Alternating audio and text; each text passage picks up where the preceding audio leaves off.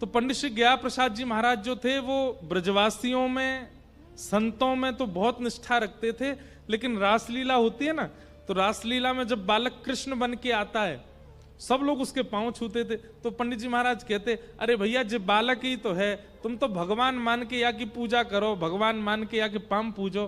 तो ब्रज के लोग बोले महाराज वो बालक होएगा, लेकिन मुकुट पहनने के बाद वो ठाकुर जी है जाए।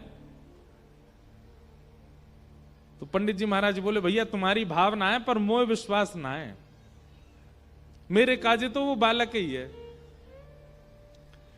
अनेक संतों ने कहा, बोले नहीं पंडित जी महाराज, बालक जैसे ही मुकुट पहन ले ऊपर भगवान है, आप एक बार विश्वास करके तो देखो। तो पंडित जी महाराज आज रासलीला में बैठे थे, पंडित श्री गया प्रसाद जी महाराज, और मंच पर जैसे ही ठाकुर जी आए, छोटे से बालक कृष्ण बनकर के आए, रासलीला कर रहे थे, नाच रहे थे। तो पंडित जी महाराज दूर बैठे बैठे सोचने लगे, अगर ये सच में भगवान हैं तो ये अमरूद लेंगे और अमरूद खा करके अपना झूठा अमरूद मेरे पास आके मेरे मुंह में अपने हाथ से खिलाएं तो मैं मान जाऊंगा ये भगवान है।